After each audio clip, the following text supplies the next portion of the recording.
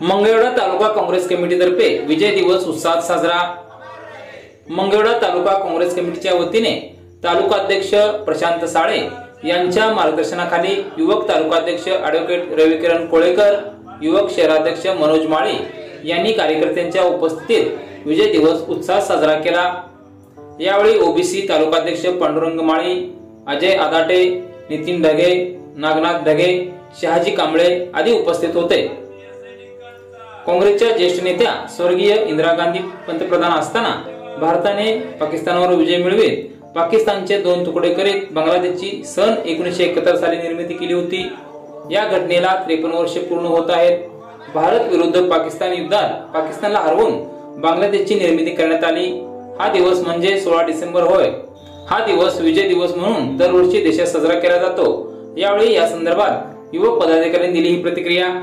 नमस्कार, आज आपण मंगळवेढा तालुका काँग्रेस कमिटी या कार्यालयामध्ये हजर आहोत आणि इथं आपण येण्याचं आजचं प्रायोजक आहे की आज आपण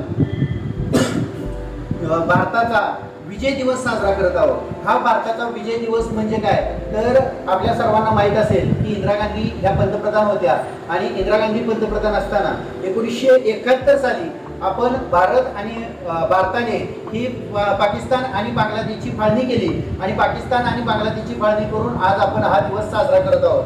या सर्वांच्या बघण्याचा जर दृष्टिकोन आपण घेतला तर आज जे जवान आहेत त्या जवानांना एक मनोधैर्य द्यायचं काम हे इंदिरा गांधींनी त्यावेळेस केलं होतं आणि हे काँग्रेसच्या काळात झालं होतं। त्यावेळेस पाकिस्ताननी बांगलादेशवर अमानुष अत्याचार केले होते आणि या अमानुष अत्याचाराला जेव्हा बांगलादेशने विरोध केला तेव्हा ढाका इथली खूप मोठी युनिव्हर्सिटी होती आणि ढाका इथली युनिव्हर्सिटी असताना या युनिव्हर्सिटीवर पाकिस्तानने हल्ला केला आणि असं म्हटलं जातं की ह्या सगळ्या हल्ल्यामध्ये या ऑपरेशनमध्ये सर्चिंग ऑपरेशन म्हणून त्याला म्हटलं जातं पाकिस्तानचं, या सर्चिंग ऑपरेशनमध्ये जवळजवळ 25 लाख माणसं ही बांगलादेशची मारली गेली।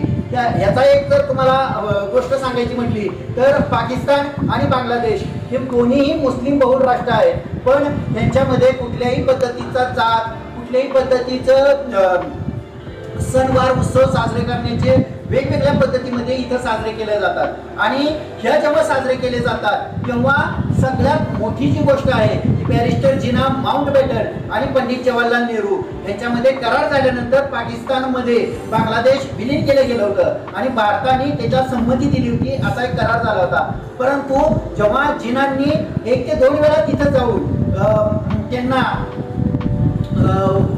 उर्दू भाषिक त्यांना केलं आणि उर्दू भाषेचा आम्हाला प्रांत नको म्हणून त्यांनी बांगला भाषिक शब्द त्यांनी उच्चारले आणि ह्या बांगलादेशमध्ये बांगला भाषिक असल्यामुळं जास्तीत जास्त पाकिस्तानांनी त्याच्यावर अत्याचार केले, खूप मोठे अत्याचार त्यांनी त्याच्यावर केले आणि ह्या सगळ्याचा परिणाम म्हणजे जवळजवळ 1 कोटी म्हणजे 99 लाखाच्या आसपास माणसं ही भारतामध्ये आत यायला लागली आणि ह्याच्यामुळं इंदिरा गांधींनी असा निर्णय घेतला की आता आपण ह्या बांगलादेशची फाळणी करणं खूप गरजेचं आहे आणि भारताने जेव्हा बांगलादेशच्या फाळणीसाठी आपले सैनिक तिथं पाठवले तेव्हा 93,000 सैनिक हे पाकिस्तानचे त्यांना शरण आले आणि अशा पाकिस्तानच्या शरण आलेल्या सैनिकांना आपण अभयदान दिलं।